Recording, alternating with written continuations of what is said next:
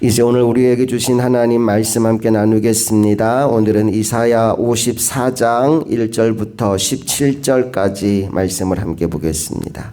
잉태하지 못하며 출산하지 못한 너는 노래할지어다. 상고를 겪지 못한 너는 외쳐 노래할지어다. 이는 홀로 된 여인의 자식이 남편 있는 자의 자식보다 많음이라. 여호와께서 말씀하셨느니라. 내 장막터를 넓히며 내 처소의 휘장을 아끼지 말고 널리 펴되 너의 줄을 길게 하며 너의 말뚝을 견고히 할지어다. 이는 네가 좌우로 퍼지며 내 자손은 열방을 얻으며 황폐한 성읍들을 사람 살 곳이 되게 할 것임이라. 두려워하지 말라. 네가 수치를 당하지 아니하리라. 놀라지 말라. 네가 부끄러움을 보지 아니하리라. 네가 내 젊었을 때의 수치를 잊겠고 과부 때의 치욕을 다시 기억함이 없으리니 이는 너를 지으신 이가 내 남편이시라.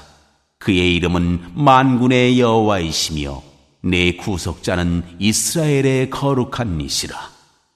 그는 온 땅의 하나님이라 일컬음을 받으실 것이라. 여호와께서 너를 부르시되 마치 버림을 받아 마음에 근심하는 아내 곧 어릴 때 아내가 되었다가 버림을 받은 자에게 함과 같이 하실 것이니라. 네 하나님께서 말씀하셨느니라. 내가 잠시 너를 버렸으나 큰 긍휼로 너를 모을 것이요 내가 넘치는 진노로 내 얼굴을 내게서 잠시 가렸으나 영원한 자비로 너를 긍휼히 여기리라. 내 구속자 여호와께서 말씀하셨느니라. 이는 내게 노아의 홍수와 같도다. 내가 다시는 노아의 홍수로 땅 위에 범람하지 못하게 하리라 맹세한 것 같이 내가 네게 노하지 아니하며 너를 책망하지 아니하기로 맹세하였노니 산들이 떠나며 언덕들은 옮겨질지라도 나의 자비는 네게서 떠나지 아니하며 나의 화평의 언약은 흔들리지 아니하리라. 너를 긍휼히 여기시는 여호와께서 말씀하셨느니라.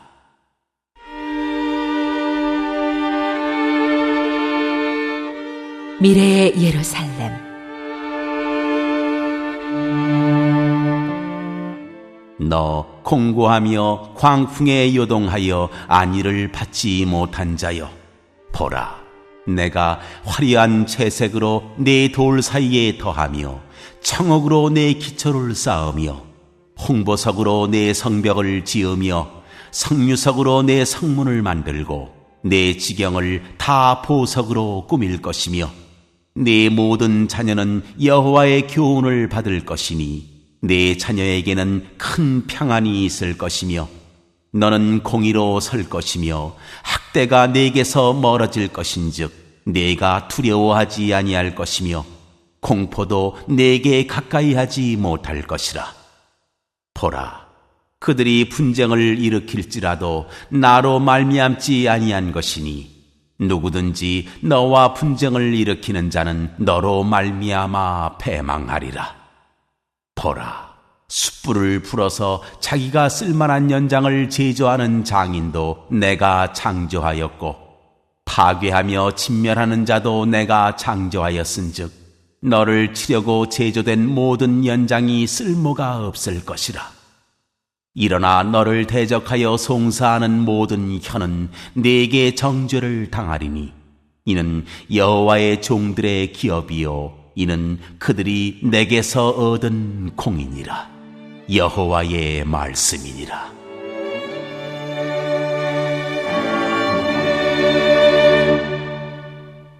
우리가 인생을 살아가다 보면 때로 절망의 순간이 찾아올 때가 있습니다. 모든 것이 다 끝나버린 것처럼 느껴지는 때가 있어요. 여러분, 그런데 그것은 나의 기준에 있어서 끝난 것이지 하나님께는 아닙니다. 아브라함의 나이가 100살이 다 돼가고 아내는 경수가 끊어져서 더 이상 출산할 수 없는 몸이 되었을 때 그건 인간의 끝입니다. 그런데 그 가정에 하나님은 이삭이라고 하는 자손을 주심으로 불가능을 가능케 하신 하나님의 영광을 보여주셨고, 또 약속한 것은 반드시 이루시는 신실하신 하나님을 우리에게 경험하게 하셨습니다. 우리 인생 가운데에도 내 눈에 보기에 또 세상적인 기준으로 상황이 절망이라 할지라도 하나님은 여전히 살아계시고 역사하시며 소망을 주시는 신실한 분이심을 여러분 잊지 않게 되기를 간절히 소망합니다. 오늘 말씀을 보니까요, 절망 가운데 있는 이들에게 하나님께서 회복과 소망의 메시지를 들려주고 있는데 1절 말씀을 먼저 다시 읽어봅니다. 시작.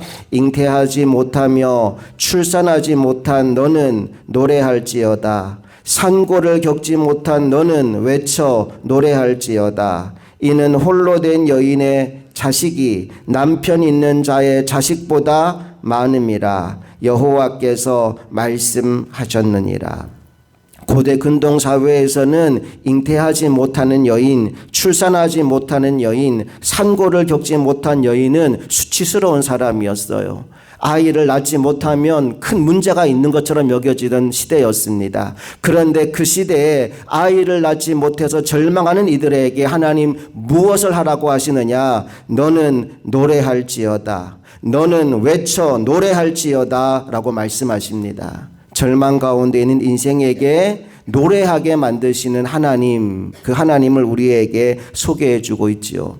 특별히 이 잉태하지 못하여 출산하지 못하는 여인은 그 당시에 이스라엘의 영적 상황을 묘사해 준 겁니다. 그들이 하나님께 순종하지 않으므로 나라를 빼앗기고 포로로 끌려가고 고통과 절망 가운데 있는 상황을 마치 잉태하지 못하는 여인의 절망에 비유하여 말씀해 주고 있는 거죠. 자, 그런데 하나님은 그 절망 가운데 있는 자들에게 노래하라 말씀하십니다. 왜 노래하라고 하실까요? 그 이유는 하나님이 이제 새 역사를 시작하실 것이기 때문입니다. 2절 말씀으로 가봅니다.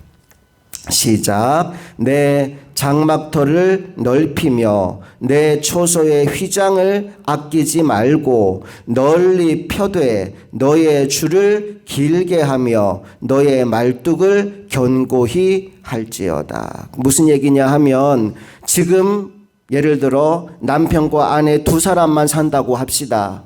두 사람이 사는 데에는 우리 집이 그렇게 좁지 않아요. 그런데 하나님이 이렇게 말씀하셔요. 땅도 사고 집터도 넓히고 울타리도 넓혀서 집을 크게 만들라는 거예요. 왜 그럴까요? 이제 하나님이 많은 자손을 주실 거니까 먼저 너희는 믿고 장막들을 넓히는 일을 하라 말씀하십니다. 여러분, 하나님은요, 우리에게 무엇을 주기 전에 먼저 우리의 마음을 바꾸어 놓으시고 먼저 우리의 믿음을 바꾸어 놓으십니다. 아브라함이 되잖아요. 아브람이라는 말의 의미는 뭐냐 하면 존귀한 아버지라는 뜻입니다.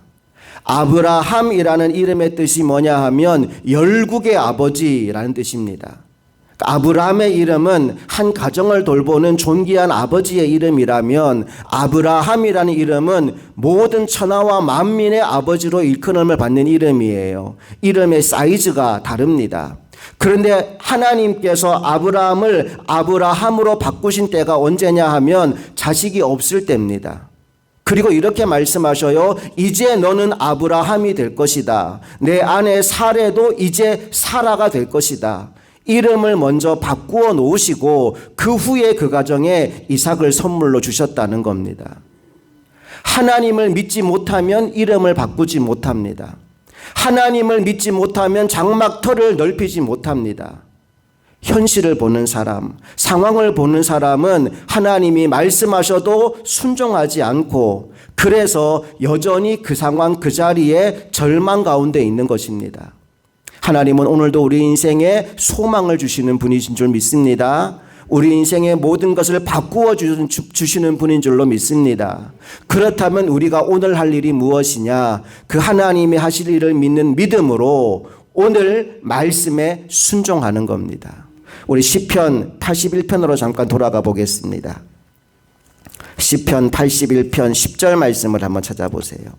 10절 다 같이 시작. 나는 너를 애굽 땅에서 인도하여 낸 여호와 내 하나님이니 내 입을 크게 열라 내가 채우리라 하였으나. 하나님 이렇게 말씀하시죠. 내 입을 크게 열라 내가 채우리라. 내가 채워줄 거니까 먼저 입을 열어라 라고 말씀하셔요. 자, 그런데 11절 말씀 볼까요? 다 같이 시작. 내 백성이 내 소리를 듣지 아니하며 이스라엘이 나를 원하지 아니하였도다. 하나님이 말씀하셨어요. 내 입을 넓게 열어라. 내가 채워주겠다. 그러면 아멘 순종하고 입을 열면 하나님의 채우심을 경험하는 겁니다. 문제는 뭐냐 하면 그들이 듣지도 않고 원하지도 않았대요. 그 결과가 무엇입니까? 12절 시작. 그러므로 내가 그의 마음을 완악한 대로 버려두어 그의 임의로 행하게 하였도다. 하나님의 예비된 은혜와 복을 누리지 못하는 인생이 되어버렸다라는 겁니다. 여러분, 하나님의 말씀은 그 자체가 결론입니다. 하나님의 때가 되면 그 말씀은 반드시 이루어집니다. 그러므로 노아가 그랬던 것처럼 믿음으로 방주를 준비하여 구원의 때에 하나님께 쓰임받는 하나님의 종들이 다 될 수 있기를 간절히 소망합니다. 하나님은 절망 가운데 있는 자들에게 소망을 주시고 소망만 주시는 것이 아니라 그들의 인생에 상상하지도 못했던 은혜와 복을 부어주시는 분인 줄로 믿습니다. 그런가 하면 둘째, 하나님은 어떤 분인가? 버림받은 자를 다시 품으시는 하나님이라고 7절에 소개하고 있어요. 우리 본문에 돌아와서 7절 말씀 함께 읽어봅니다. 시작. 내가 잠시 너를 버렸으나 큰 긍휼로 너를 모을 것이요. 잠시 너를 버렸다라고 하는 건 지금 바벨론의 포로로 끌려간 상황을 말하고 있는 겁니다. 그런데 그 버림은 잠시라는 거예요. 하나님의 은혜와 긍휼은 영원할 것이다 라고 말씀합니다. 8절로 가봅니다. 시작. 내가 넘치는 진노로 내 얼굴을 내게서 잠시 가렸으나 영원한 자비로 너를 긍휼히 여기리라. 내 구속자 여호와께서 말씀하셨느니라. 하나님의 버림의 시간은 잠시이지만 긍휼의 시간은 영원할 것이다 라고 말씀합니다. 하나님 안에 거하는 사람은 이 영원한 자비와 긍휼을 누리게 됩니다. 오늘도 하나님 안에 거함으로 하나님의 회복의 은혜를 누리는 하나님의 종들이 다 될 수 있기를 간절히 소망합니다. 그런가 하면 하나님 어떤 분이실까? 11절 이하의 말씀을 보니까 하나님 안에는 우리를 영화롭게 하실 계획이 있다라고 말씀하고 있어요. 그러니까 말씀이 점층식 구조로 갑니다. 절망 가운데 있는 인생을 회복시키시고 회복된 인생을 다시 품으셔서 영화롭게 만드신다 하나님의 계획이 이 말씀 속에 들어있어요. 어떻게 영화롭게 할까요? 11절 12절을 함께 읽어봅니다. 시작. 너 곤고하며 광풍에 요동하여 안위를 받지 못한 자여 보라 내가 화려한 채색으로 내 돌 사이에 더하며 청옥으로 내 기초를 쌓으며 홍보석으로 내 성벽을 지으며 성료석으로 내 성문을 만들고 내 지경을 다 보석으로 꾸밀 것이며 각종 보석으로 화려하게 장식된 새 예루살렘을 보는 감격이 오늘 예배하는 우리 모두에게도 임하게 되기를 간절히 바랍니다. 말씀을 좀 정리해 볼게요. 오늘 이사야 54장은 하나님이 어떤 분인지를 우리에게 소개해 주고 있습니다. 하나님 어떤 분일까요? 첫째, 하나님은 절망 가운데 있는 이들에게 소망을 주시는 분이십니다. 그게 끝이 아님을 말씀하시고 순종할 때 모든 것이 변화되게 만들어주시는 분이십니다. 둘째, 하나님은 우리를 영원히 버리시는 분이 아니라 잠시 버렸다 할지라도 다시 품으시고 영원한 긍휼과 자비로 그들의 삶을 인도해 가시는 분이십니다. 셋째, 하나님은 황폐 속에 있던 이들을 영화롭게 화려한 보석과 같이 바꾸어 주시는 분이십니다. 오늘 이 새벽 우리 안에 그 하나님을 신뢰하는 믿음이 회복되어지기를 간절히 바랍니다. 환경과 상황을 보는 사람이 아니라 하나님을 보는 눈이 열린 사람 될 수 있기를 축복합니다. 세상에 흘러가는 흐름이나 형편을 계속 묵상하고 있는 사람이 아니라 하나님의 약속의 말씀을 붙잡고 그 말씀을 주야로 묵상하는 복 있는 사람들이 되시기를 축복합니다. 그래서 마치 시냇가에 심겨진 나무와 같이 철을 따라 열매를 맺고 과실이 풍성한 삶을 누리는 저와 여러분 모두가 될 수 있기를 주님 이름으로 축복합니다. 함께 기도하시겠습니다. 좋으신 아버지 하나님, 은혜와 사랑을 감사드립니다. 오늘도 우리에게 우리의 현실과 상황을 보기 전에 먼저 하나님을 보게 하시고 하나님의 말씀을 붙잡게 하셨으니 감사합니다. 오늘 하루 종일 하나님 말씀 안에 거하는 인생 되게 하여 주셔서 우리가 이 땅에서 무슨 일을 겪든지 절망하고 탄식하고 포기하고 낭망하는 것이 아니라 소망의 하나님 때문에 새 힘을 얻고 그 하나님의 말씀에 순종하여 묵묵히 믿음의 걸음을 옮기는 하나님의 종들 다 되게 하여 주시옵소서.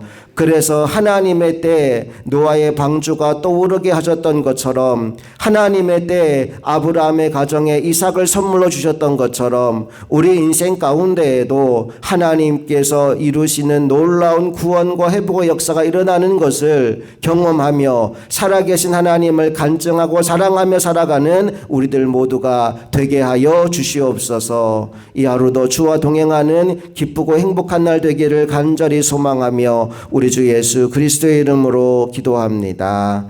아멘.